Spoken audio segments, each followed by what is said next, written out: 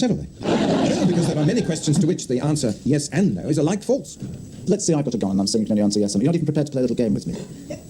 I'll try, but without any guarantee of compliance. Do you have ambitions to be the Prime Minister of this country? Oh, well, if you needn't have made all that fuss about that. Yes, of course. Enoch was the best parliamentarian I ever knew. Everything in Enoch's speeches had to be worked out in reason from first principles. Had to be worked out in reason from first principles. Enoch Powell was the most controversial of Tory politicians before Margaret Thatcher. His devotees claimed he was a man of unwavering principle. His detractors, that he represented the respectable face of gutter politics. The former Wolverhampton MP himself says that the thread which runs through his life is his belief in the nation. In this country, in 15 or 20 years' time, the black man will have the whip hand over the white man. Well, I can already hear the chorus of execration.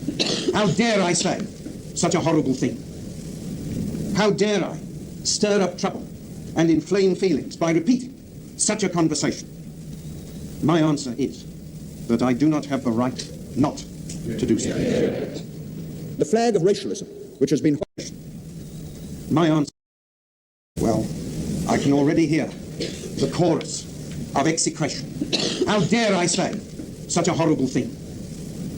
How dare I stir up trouble and inflame feelings by repeating such a conversation?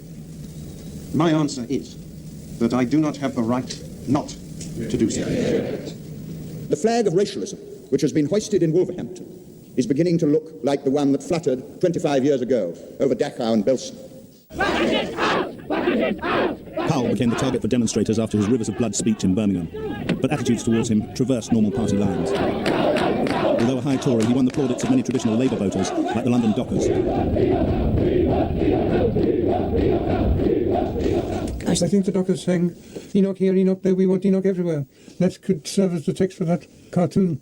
Even the cat is Enoch. No, that's a dog, isn't it? There's a dog. The little dog is Enoch. And there's a baby one. And there's a baby Enoch. And it's Enoch leaning out of the windows and talking to his neighbour. The right and the left. And riding a bicycle, which you've always had trouble with. Powell and his wife keep a wall of cartoons of his political career at their home in London. His favourite is the one drawn after his Rivers of Blood speech, featuring a street of identikit Enochs. It could mean a country all peopled by Enoch Powells, all white with moustaches. It could mean that, but it doesn't. I think it was a contemporary reference to that song, Enoch here, Enoch there, we want Enoch everywhere. What do you think of having this one form of memento on a wall of your I'm political slightly life? embarrassed about it. No, Enoch, you can't be. Yes, no, you yes. shouldn't be. You shouldn't be. Why not? Because it's all part of your life and it's fun. These are amusing. I think they're fun. They're amusing. Yes, they are amusing. But to be amused by one's own former doings is self-consuming. Well, you won't write your own life history, so it's jolly nice to have bits of it picked up. Yes, all right. I think so. If it pleases you, that's it does good enough. please. No, thank you. It does jolly well please me. I like it.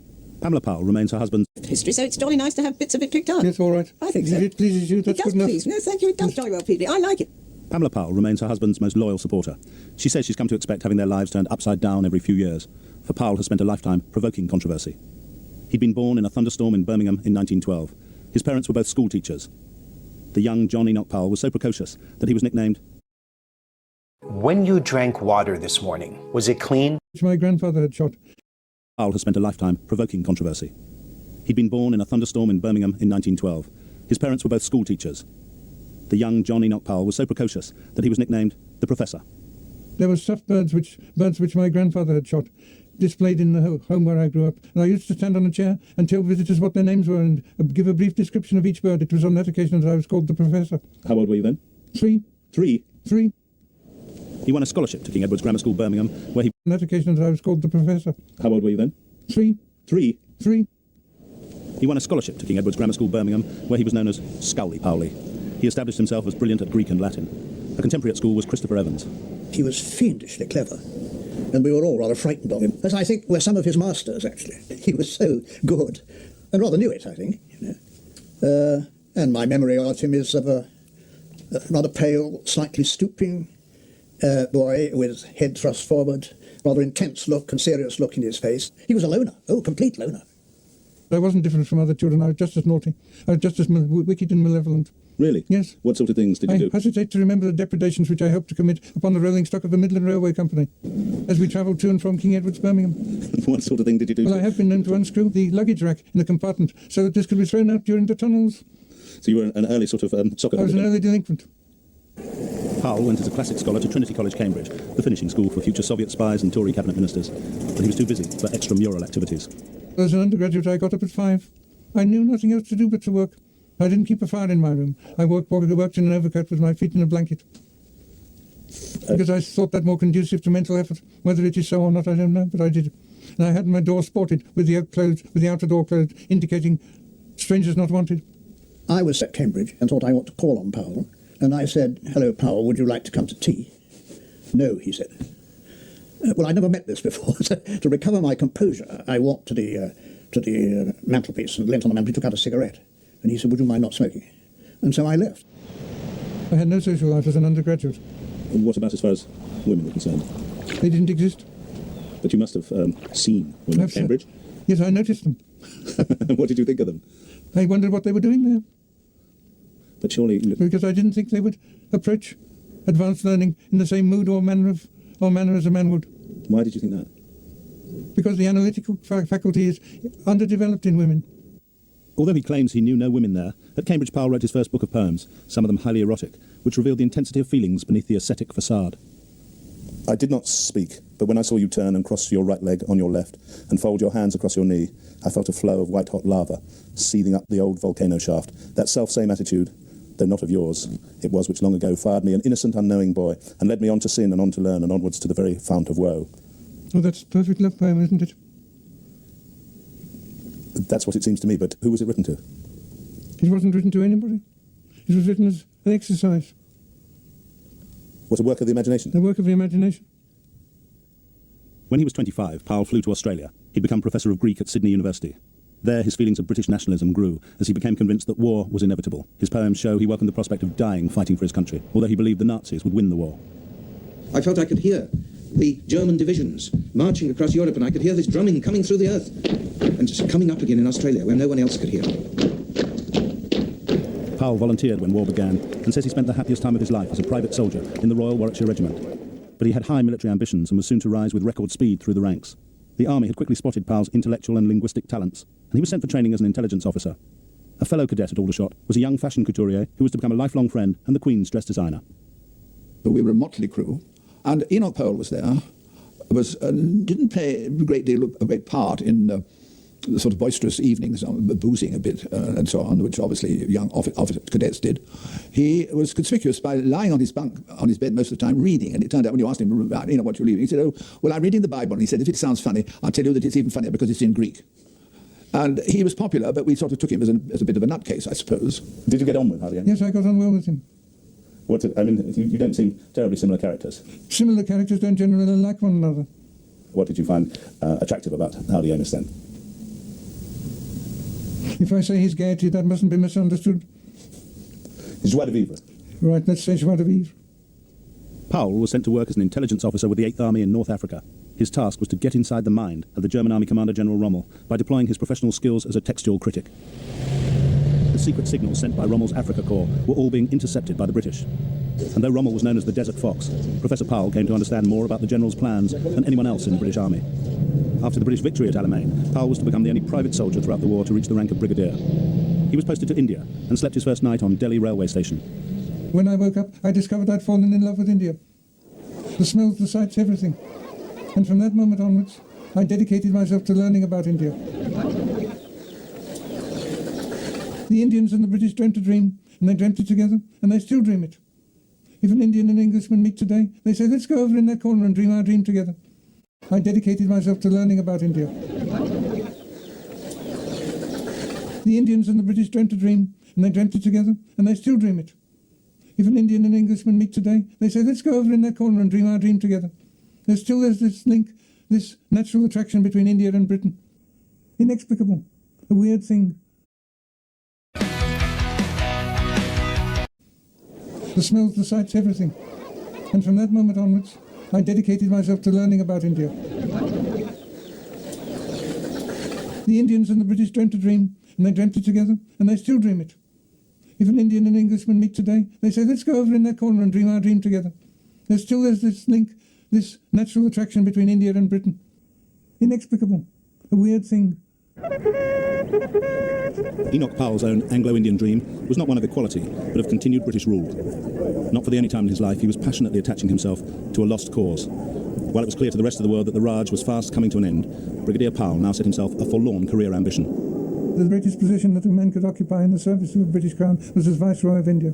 And it was the calculation that preferment in India was earned by preferment in British politics that took me into British politics when I returned home on demobilisation. You mean that... It was India that took me into politics in England. In the hope that you might yourself become Viceroy of India? Or Governor of one of the 3 provinces. Powell returned to work in the Conservative Research Department and was adopted to fight Wolverhampton South West only after applying unsuccessfully to 19 other constituencies. In the 1950 general election, he won the seat and once again found himself hopelessly smitten. I fell head over heels under the spell of the House of Commons. I said, this is wonderful, this is what I want. The only thing worth having is to be a member of this place and to remain a member of this place. The vision of this place, whose decisions and words are hung upon by a nation. It was the incarnation of a nation to me. Having taught himself to ride in early middle age, Powell now took up fox hunting. And it was in pursuit of the uneatable that he at last found a tangible human being, rather than an institution or an abstraction, to be the recipient of his passions. Well, I fell in love with someone while I was hunting. And what happened there? That failed. Why? Well, I fell in love with someone while I was hunting. And what happened there? That failed. Why? I was not satisfactory. You mean you wanted to marry her and she turned you down? That's right. And who was she? His love was Well, Barbara I'm not Manor prepared to Kennedy, disclose. a colonel's daughter from the Shropshire County set. She was 23, he was 37, and she was the first woman he'd ever courted. Powell dedicated a book of poems to his love, identifying her only as B. One of them told of how they parted. I dreamt that on a mountain crest, as in the sheep-cropped grass we lay. You ceased, the wind that through the sward with steady breathing passion swept, from flower and grass and heather splint, amen to that strange sacrament. And silent as it seemed, we wept. You mustn't put me in a situation in which I'm so overcome by emotion.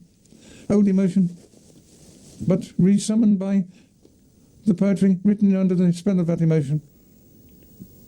And this was the first time that you'd fallen in love, was it? It was. And first love is often the most passionate of all. Yeah. Intense, yes. And mysterious. Have you ever seen her since? No. Not since she was married. What then happened as far as your love life was concerned? Well, then I took up with the lady who did marry me and lived happily ever after, I believe one adds. We knew each other quite well as boss and secretary. I found him very attractive. His eyes were very blue, and he was great fun. Pamela Wilson, herself a colonel's daughter, vividly recalls how the 40-year-old Brigadier Powell proposed. We had a dinner at a Chinese restaurant, and I knew he was going to ask me, and 3 days later he did ask me. And what he actually said, when he was on his bended knee, no less, he actually said to me, I can't promise you anything except a life of poverty, grinding poverty, and a life totally on the back benches, which to me, as I knew politics, I knew exactly what that meant. Her mother had told Pamela Wilson, a dinner at a Chinese restaurant, and I knew he was going to ask me, and 3 days later he did ask me. And what he actually said, when he was on his bended knee, no less, he actually said to me, I can't promise you anything except a life of poverty, grinding poverty, and a life totally on the back benches, which to me, as I knew politics, I knew exactly what that meant. Her mother had told Pamela Wilson that being married to Enoch Powell would be like going to university every day for the rest of her life. She relished the prospect, but was unprepared for the absent-mindedness of her professor on their return from honeymoon. They don't know the story of what happened when we first got married, how hopeless you are at remembering women's faces. That's right. I married him, we married, we had a 3-week honeymoon, and then within 4 weeks, wasn't it? You came to meet me in Central Lobby and watched me going I watched round him go all the way looking round, for her. wondering which one he'd married and been on a honeymoon with. Although he'd promised his wife, And watched me. What happened when we first got married, how hopeless you are at remembering women's faces. That's right. I married him, we married, we had a 3-week honeymoon, and then within 4 weeks, wasn't it? You came to meet me in Central Lobby and watched me going I watched round him go all the way looking for her. round, wondering which one he'd married and been on a honeymoon with. although he'd promised his wife a life of grinding backbench poverty, Powell's political star was soon rising. The father of 2 daughters presented an ideal family man image. He was an intellectual who was good with his hands. He made all the bookshelves and picture frames in his house. As he began his climb up the ministerial ladder, Powell was talked of as a future Tory leader. He'd been appointed financial secretary to the Treasury, where he presented a picture of rigorous austerity. But in 1958, Powell suddenly resigned, along with the Chancellor Peter Thornycroft, in protest against increased public spending. The Prime Minister, Harold Macmillan, dismissed the resignations as a little local difficulty. It was not, it was over a matter of principle which still haunts government. What causes inflation? The government causes inflation. And nobody but the government can cause inflation. I'm talking like Thatcher, aren't I? He was, of course, the very first person to realise that inflation had nothing to do with prices and incomes. It was to do with the money supply. And if you put the money supply up, then up would go the prices and incomes. But it was the money supply, therefore the interest rate, you had to look at. And he was the first person to realise that. Within 2 years, Powell was back in the government, this time as health minister. And ironically, in view of his resignation, he now became an enthusiastic public spender as the economy boomed. He had grandiose plans for increased health service expenditure. How far are these, in fact, paper plans? Because the estimated expenditure on the hospital one alone is 500 million, and I think you say that... Oh, it's up since then. You've been looking at the first edition. The hospital plan has been revised and carried forward another 2 years since then, and the new 10 years is a 600 million programme. That's England and Wales. But this is going to happen, and no one, short at any rate of a world war, can stop it. While the health minister was happy to pose with his daughter Jennifer in nurse's uniform, he preferred to cooperate with the media on his own terms. Excuse me, Mr. Powell, will you be letting your name go forward as a candidate? I'm saying nothing at all, so don't waste your time. Do you think your party's chances will be enhanced by a new leader? In 1965, with the Tories in opposition, the party leadership had become vacant after the resignation of Sir Alec Douglas-Home. Now there was speculation as to whether the favourites for the leadership, Ted Heath and Reggie Maudling, would be challenged by the maverick outsider Enoch Powell. Actually, Mr. Powell, sorry to trouble you. Could you just confirm that you are standing? I can't do anything at all. Can't do anything. There is a report, sir, that I can't do anything at all. Sorry, it's so disappointing. All right, Mr. Powell, thanks. Now, have you got all you want, gentlemen? Always obliging. At your disposal if you want to photograph me. Yes, sir. Here I am. Always courteous to the press and to television. The heart of courtesy. But my waistcoat is a little rumpled, isn't it? I'm rather creased. Perhaps I've slept in it. Heath won the leadership, but Powell, as he puts it, had left his visiting card. In the shadow cabinet, there were no early signs of the bitter divisions to come between Heath and Powell, who invited his new leader to dinner. There Heath met the Powell family hamster, the special pet of Powell's daughter, Jennifer. The greatest compliment that a hamster can pay to a human being is to demonstrate how relaxed they are and comfortable, and they will wash their little faces. And one of these dinner parties, people were in the garden, and Ted Heath was one of the guests there. And he did not like having a hamster running all over him, I don't think. But the hamster liked him, and the hamster sat on his lap and washed his little face. And Ted Heath was the only guest that had been paid that particular compliment by the hamster. We subsequently realised it was a momentarily lapse of judgment by the hamster, but we didn't hold it against him. If Powell could do little about his politically incorrect hamster, he was determined to inculcate his daughters with his own reverence for Britain's past. Before their regular family picnics, known as Powell picnics, he would take them on lecture tours of medieval churches. It's 12th century up to the short of the top story, and this perpendicular window is late 14th, early 15th century. Been put in, there was probably a narrow light originally there. It wasn't all tours round old churches. Enoch Powell would regularly provide a bizarre form of entertainment for his daughters. He doesn't really like going into the water or swimming or anything else like that, and he, above all, hates his hair being washed. And when the children were small, they used to queue up outside the door to hear his screams, because he made such a performance of having his hair washed by me that he would make screams, and they would come up from their rooms and listening to father screaming while his hair was being washed. I would be on the ground floor, and the noise, the objections reverberated down the pipes that ran down the outside of the house as he was being given his weekly hair wash. He does not like water on his head. By 1968, Enoch Powell had become a recognisable political figure, but a colleague detected worrying symptoms. Poor Enoch, he remarked, driven mad by the remorselessness of his own logic.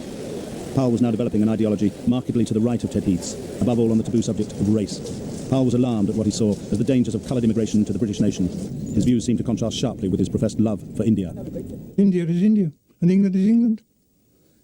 And an Englishman can have a love for India without wishing to see India on the streets of Birmingham. The issue of race was to bring Powell into confrontation with Heath. Powell decided to quote directly from the experiences with immigrants of his white constituents. Powell was alarmed at what he saw as the dangers of coloured immigration to the British nation. His views seemed to contrast sharply with his professed love for India. India is India, and England is England. And an Englishman can have a love for India without wishing to see India on the streets of Birmingham. The issue of race was to bring Powell into confrontation with Heath. Powell decided to quote directly from the experiences with immigrants of his white constituents. Only parts of that polemical speech were filmed, but Powell has kept his original text. He began by attacking the Labour government's bill that outlawed racial discrimination. The discrimination and the deprivation, the sense of alarm and of resentment lie not with the immigrant population, but with those among whom they have come and are still coming. This is why to enact legislation of the kind before Parliament at this moment is to risk throwing a match onto gunpowder.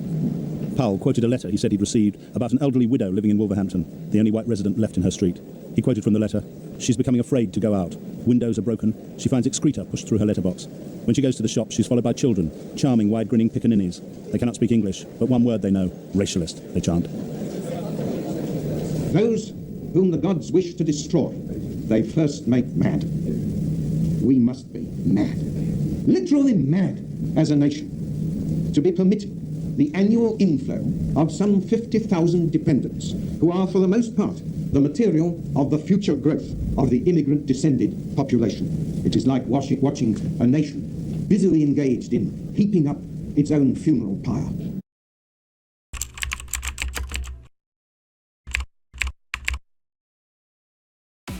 I said the service has been absolutely fabulous, and the computers, I can't believe they're refurbished, because...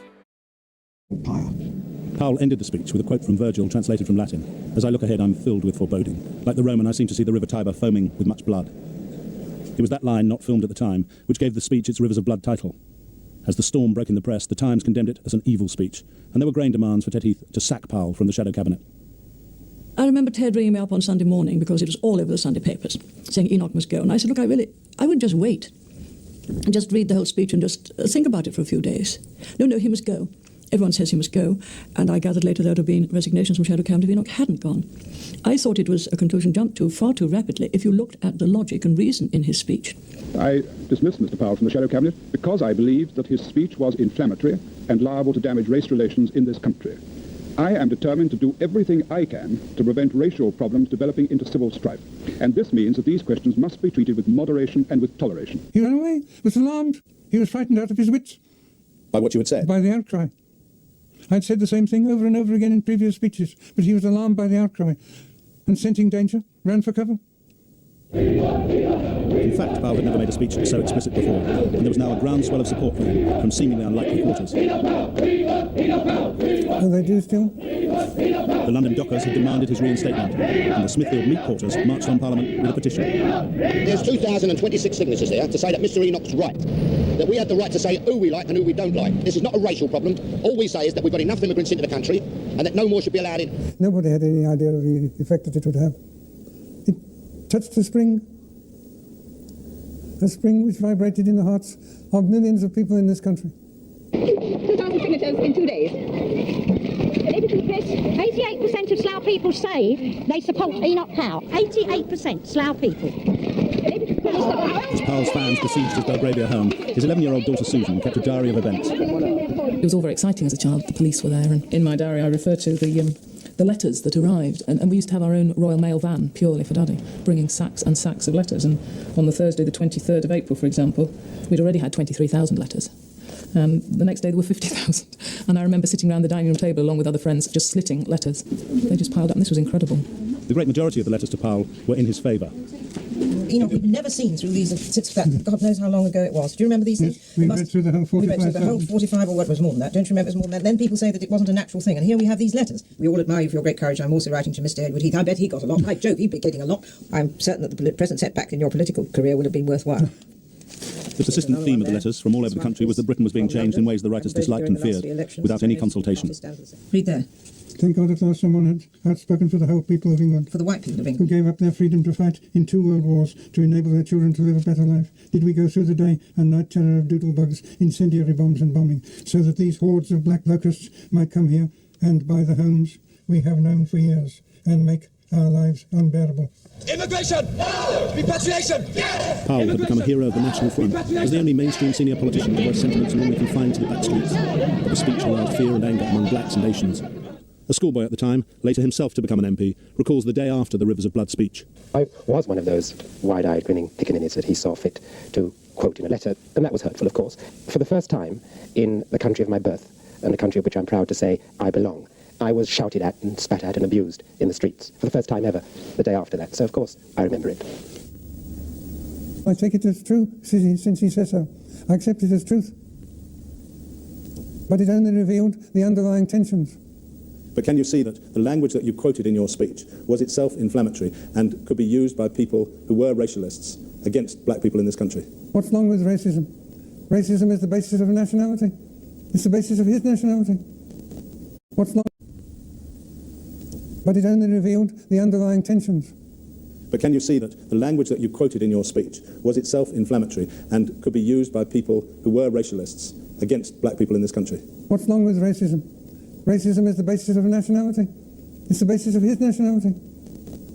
He says he's black, but he's British, and he feels British. What is his nationality? His nationality is the nationality he feels is the nation he'll fight for. Or play cricket for. Are you saying that because he's black he can't have British nationality? It's not impossible. He's black but he's British and he feels British. What is his nationality? His nationality is the nationality he feels is the nation he'll fight for. Or play cricket for. Are you saying that because he's black he can't have British nationality? It's not impossible, it is difficult. But when you said that racism is the basis of his nationality, what did you mean by that?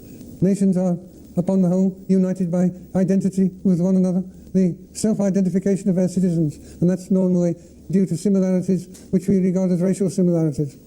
Thank you, ladies and gentlemen,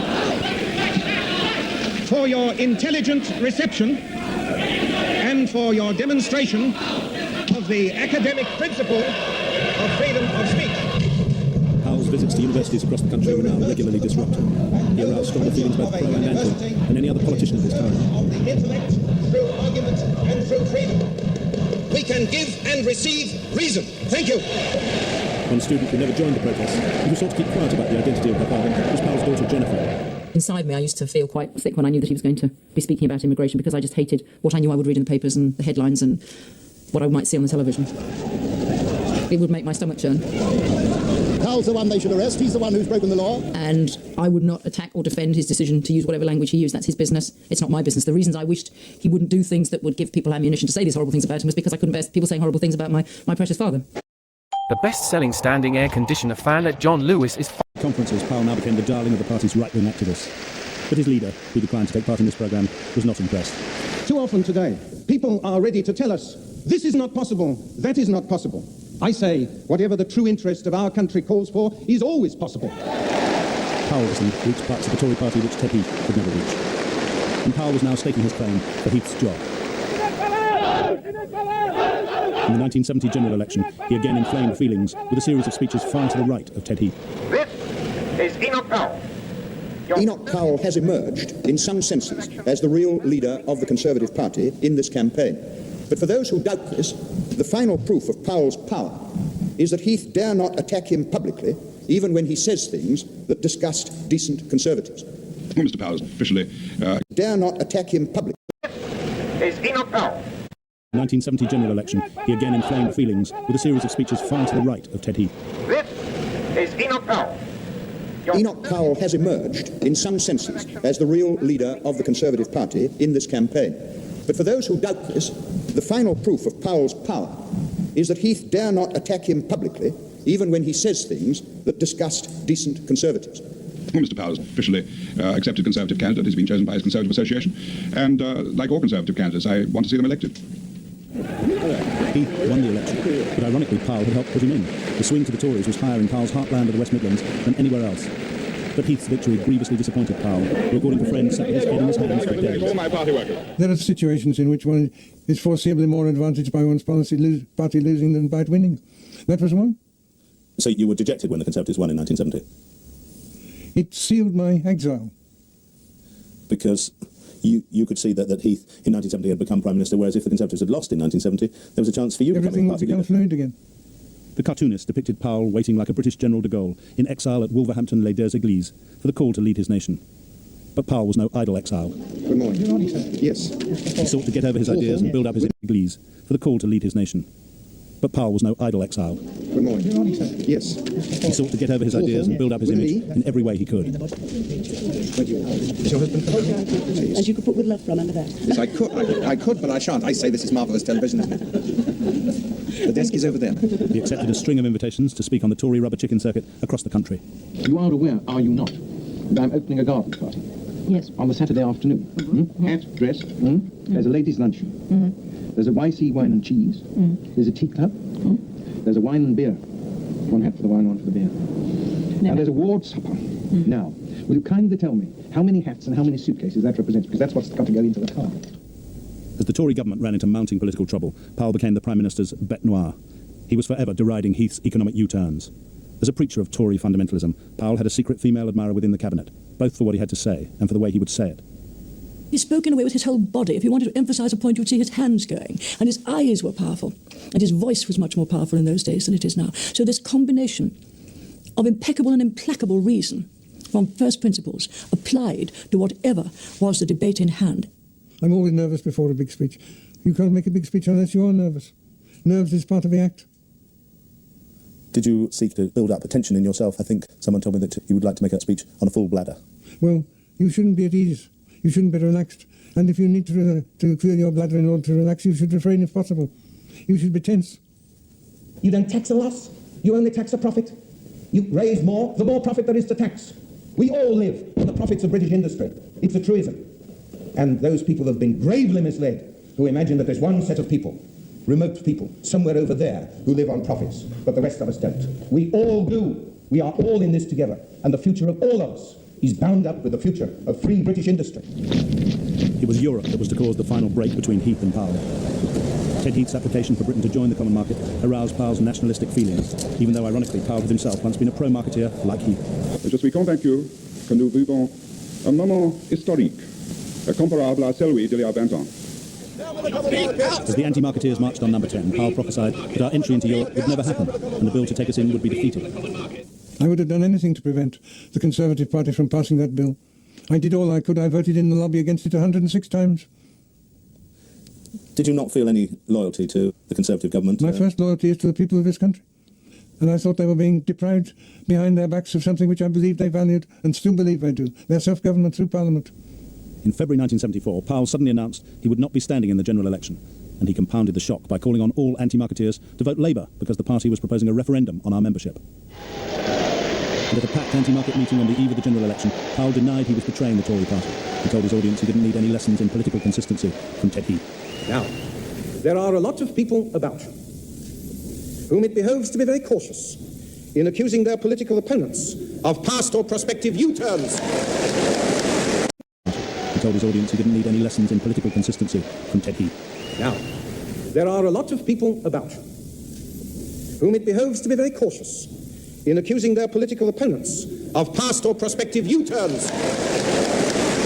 Very cautious in accusing their political opponents of past or prospective U-turns.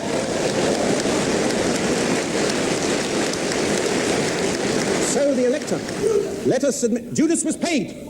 Judas was paid. I am making a sacrifice. I was making a sacrifice. Paid. I am making a sacrifice. I was making a sacrifice. I was leaving the Conservative Party. I had left it because, having opposed the European Communities Act bill, I did not see how I could invite the electors of Wolverhampton to return me to Parliament as a Conservative. We were all shocked, very shocked. And the vote Labour, of course, was, even worse. As I say, when you've worked for somebody and turned the seat round from a socialist, very safe socialist seat to a Conservative seat, and followed this man and worked for him and admired him and been loyal to him, we all found it devastating, really. Heath lost the election by the narrowest of margins. And once again it seemed that Powell's intervention had had a decisive effect, as the anti-Tory swing was more marked in the West Midlands than anywhere else in the country. Having been up late the previous night, I tiptoed down and saw the newspaper slanting through the letterbox. Heath's gamble fails. I pulled it through and it fell open. And I retired to the bathroom and sang the Te Deum. It seemed as if my work was accomplished. I had my revenge on the man who had destroyed the self-government of the United Kingdom. So you had helped bring him to power, now you helped bring him down? I put him in and I took him out. It's a cruder way of putting it. By the end of 1974, Powell was again... Work was accomplished. Consistency from Ted Heath. Now, there are a lot of people about whom it behoves to be very cautious in accusing their political opponents of past or prospective U-turns.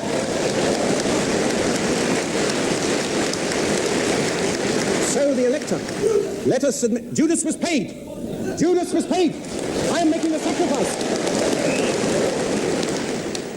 I was making a sacrifice. I was leaving the Conservative Party. I had left it because, having opposed the European Communities Act bill, I did not see how I could invite the electors of Wolverhampton to return me to Parliament as a Conservative.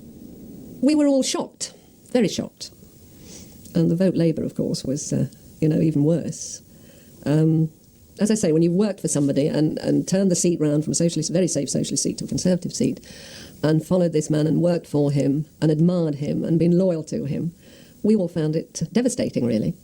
Heath lost the election by the narrowest of margins. And once again it seemed that Powell's intervention had had a decisive effect, as the anti-Tory swing was more marked in the West Midlands than anywhere else in the country. Having been up late the previous night, I tiptoed down and saw the newspaper slanting through the letterbox. Heath's gamble fails. I pulled it through and it fell open. And I retired to the bathroom and sang the Te Deum. It seemed as if my work was accomplished. I had had my revenge on the man who had destroyed the self-government of the United Kingdom. So you had helped bring him to power, now you helped bring him down? I put him in and I took him out. It's a cruder way of putting it. By the end of 1974, Powell was again an MP. The Wolverhampton Wanderer had become an Ulster Unionist with his own idiosyncratic policy. He proposed that Ulster lose its separate status and be completely integrated with Britain. Once again, Powell seemed happier attaching himself to an apparently lost cause. Yet within 5 years, a new Prime Minister was actually putting Powell's economic theories into practice. Mrs Thatcher was said to carry in her handbag extracts from his speeches. But Powell could summon up little public enthusiasm for the Thatcher brand of monetarism. Did you approve of what she was doing economically? It was in concord with my ideas. You seem to be sort of rather grudging about what Mrs Thatcher did as Prime Minister economically. I was never quite sure that she understood the doctrine. She was applying it, but did she understand it? That was the question. Was actually putting Powell's economic theories into practice. Mrs Thatcher was said to carry in her handbag extracts from his speeches. But Powell could summon up little public enthusiasm for the Thatcher brand of monetarism. Did you approve of what she was doing economically? It was in concord with my ideas. You seem to be sort of rather grudging about what Mrs Thatcher did as Prime Minister economically. I was never quite sure that she understood the doctrine. She was applying it, but did she understand it? That was the question. Would you say economically that you are a Powellite? I would say economically we both hold the same views, and I originally got them from Enoch, but also, of course, Keith Joseph took them up, and we developed them very much in the Centre of Policy Studies, and they are now the orthodox views. And I hope that I was just a little bit of a help in putting them into practice and seeing what they could do for the British people. Enoch Powell celebrated his 83rd birthday at a friend's house earlier this year with his family and his grandchildren. I have the other ones. You're going to learn your letters now. Well, that's an O. O. When your mouth is round, then you say O. I can't say O. I can't say that. O. You don't really. Powells have now been married for over 40 years. That's an A. A for apple. Go and tell Grandpa that. The poems he once used to write to an imaginary woman are now written to Pamela Powell. A good beginning? Alpha. Alpha. I do write poetry for my wife, but I only write it once a year on our anniversary. I started at our first anniversary by presenting her with 1 rose and 1 poem, at the second with 2 roses and 2 poems. We never could at first have thought what all the years between have brought, nor seen ourselves with blushing posies composed of 37 roses, and goodness knows what still remains of such uncovenanted gains. No cause, then, to begrudge the years where always something new appears, or with the passing time deplore the pleasures that we had before. The only thing that does get worse, it seems, is quality of verse. Nice little twist, isn't it, at the end of that? I say jocularly it is her pension. I say you can publish... Is quality of verse. Nice little twist, isn't it, at the end of that? I say jocularly it is her pension. I say you can publish these when I'm dead. I don't know whether this is advice that she will follow. I shall not be there to see. Or to receive the royalties. The marketplace romantic has carefully planned the arrangements for his own funeral. After a service in the chapel of his regiment, he'll be buried in full-dress brigadier's uniform. Look at those flags, Enoch. Aren't they marvellous? Really wonderful. Powell's British nationalism has led him to attach himself to many a lost cause and to utter many a prophecy of doom. But he says he has no regrets, least of all for being the one senior politician prepared to play the racial card. Powell's British nationalism has led him to attach himself to many a lost cause. Look at those flags, Enoch. Aren't they marvellous? Really wonderful. Powell's British nationalism has led him to attach himself to many a lost cause and to utter many a prophecy of doom. But he says he has no regrets, least of all for being the one senior politician prepared to play the racial card. He once famously remarked that all political careers end in failure. I end in political failure, yes. Mine has ended in failure from one point of view. Without a seat, without office, without apparent achievement. But I've achieved a good deal, and I hear my voice coming through in what is said, and I see myself being proved right. What I had to say about immigration, what I had to say about the nation, what I had to say about Europe was heard and is still echoing. Enoch Powell is now working on a new interpretation of the Greek Bible. As a classical scholar, he can reflect on the supreme irony in his own life, that the rivers of blood speech transformed him into a national figure, yet at the same time ensured he would never be given charge of the nation's destiny. And I spend more time thinking than reading, which is as it should be.